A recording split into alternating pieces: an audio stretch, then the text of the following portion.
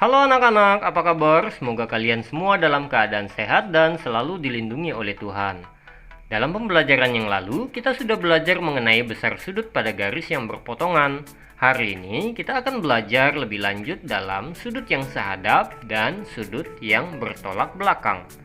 Nah, anak-anak, untuk lebih jelasnya, mari kita masuk dalam materi kita. Ya, di sini kita akan belajar mengenai hubungan antar sudut. Di sini ada garis AB, ada garis CD, dan ada garis EF. Di sini sudutnya kita beri nama sudut A, sudut B, sudut C, dan sudut D. Berikutnya yang di bawah ada sudut E, sudut F, sudut G, dan sudut H. Ya, anak-anak, kita bahas yang pertama mengenai sudut yang sehadap.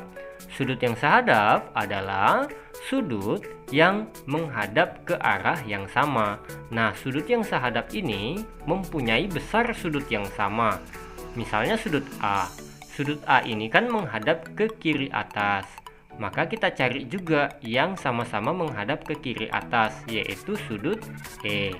Nah, sudut A dan sudut E ini sehadap, sehingga besar sudutnya sama. Maka bisa dikatakan sudut A sama dengan besar sudutnya sama dengan sudut E. Berikutnya sudut B. Sudut B ini kan menghadap ke kanan atas. Kita cari juga yang sama-sama menghadap ke kanan atas, yaitu sudut F. Nah, karena dia sehadap, sudut B dan sudut F ini bisa dikatakan sudut B besarnya sama dengan sudut F. Berikutnya yang sudut C. Sudut C menghadap ke kiri bawah, sehingga kita cari juga yang sama-sama menghadap ke kiri bawah, yaitu sudut G. Karena sudut C dan sudut G ini sehadap, maka besarnya sama. Bisa dikatakan sudut C besarnya sama dengan sudut G. Jadi yang terakhir sudut D. Karena dia menghadap ke kanan bawah, kita cari juga yang sama-sama menghadap ke kanan bawah, yaitu sudut H. Nah, ini adalah sudut yang sehadap. Jadi sudut D besarnya sama dengan sudut H. Nah, yang kedua, kita akan belajar mengenai sudut yang bertolak belakang. Nah, anak-anak, sudut yang bertolak belakang ini adalah sudut yang mempunyai titik sudut yang sama.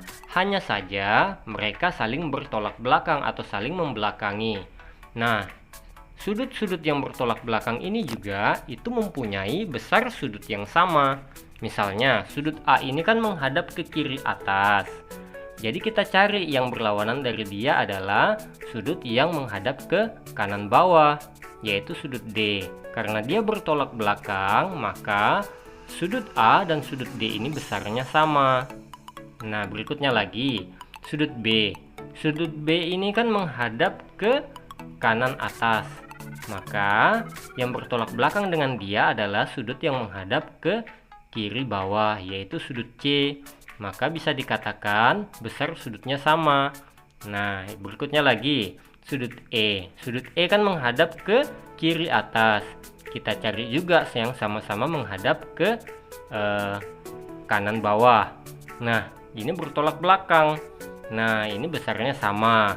Jadi sudut E dan sudut H itu besarnya sama. Sudut F menghadap ke kanan atas. Kita cari yang bertolak belakang dengan dia, yaitu sudut yang menghadap ke kiri bawah, yaitu sudut G. Nah, ini adalah sudut yang bertolak belakang, sehingga nilainya sama, besarnya sama, sudut F dan sudut G sama. Untuk lebih jelasnya, kita masuk dalam contoh untuk menentukan besar sudut. Di sini ada gambar garis. Perhatikan baik-baik. Ada beberapa sudut yang sudah diketahui besarnya, dan ada beberapa yang belum diketahui besar sudutnya.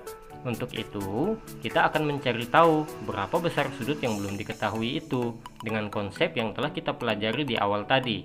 Maka pertanyaannya, tentukanlah besar sudut B, besar sudut C, besar sudut D, besar sudut E, besar sudut G, dan besar sudut H. Yang pertama adalah besar sudut B yang mau ditanya. Nah, ini adalah sudut B-nya. Nah, sudut B ini kita cari yang bertolak belakang dengan sudut B adalah sudut C. Nah, sudut C besarnya berapa? Ya, belum diketahui. Oleh karena itu, kita beralih ke sudut yang sehadap dengan sudut B, yaitu sudut Ya, sudut 60 derajat ini yang sudah diketahui tadi. Karena dia sehadap, maka bisa dikatakan sudut B ini juga sama-sama besarnya sama, yaitu 60 derajat. Kita isi titik-titik tadi dengan 60 derajat juga. Berikutnya sudut C. Nah, sudut C ini, ya, kita ke gambar. Sudut C ini, itu kan kita mau cari yang bertolak belakang dengan dia. Nah, itu adalah sudut B. Nah, sudut B bertolak belakang dengan C. Karena sudut B sudah diketahui 60 derajat tadi, maka bisa dikatakan sudut C juga 60 derajat. Karena sudut yang bertolak belakang itu mempunyai besar sudut yang sama. Kita pindahkan jawabannya ke titik-titik tadi, yaitu 60 derajat. Berikutnya lagi sudut D. Nah, sudut D ini kita cari yang bertolak belakang dengan sudut D. Nah, sudut D yang bertolak belakang dengan dia adalah sudut yang telah diketahui tadi di awal, yaitu 120 derajat. Karena dia bertolak belakang, maka besarnya sama, yaitu 120 derajat. Kita isi lagi titik-titiknya, yaitu 120 derajat. Kemudian yang sudut E. Sudut E yang pada gambar ini belum diketahui, kita cari tahu pada sudut yang bertolak belakang dengan dia, yaitu sudut H. Berapa sih sudut H? Iya, sudut H belum diketahui. Maka solusinya kita mencari tahu dari sudut yang sehadap dengan sudut E, yaitu sudut 120 derajat yang telah diketahui di awal. Karena dia sehadap, maka besar sudutnya juga sama, yaitu 120 derajat. Kita pindahkan lagi jawabannya kepada tempat titik-titik tadi. Berikutnya, yaitu sudut G.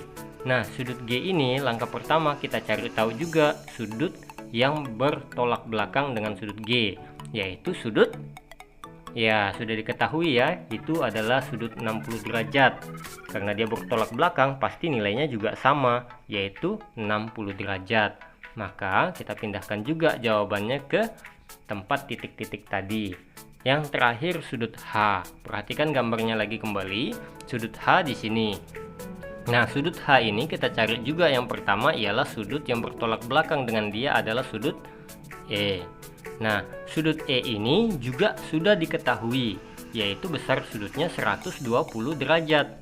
Karena sudut E dan sudut H ini bertolak belakang, maka besar sudutnya sama, sehingga bisa dikatakan sudut H juga sama-sama 120 derajat. Sehingga kita isi lagi titik-titiknya 120 derajat. Nah, anak-anak, kesimpulannya ialah yang pertama, sudut yang sehadap itu mempunyai besar sudut yang sama. Begitu juga dengan sudut yang bertolak belakang, sama-sama mempunyai besar yang sama.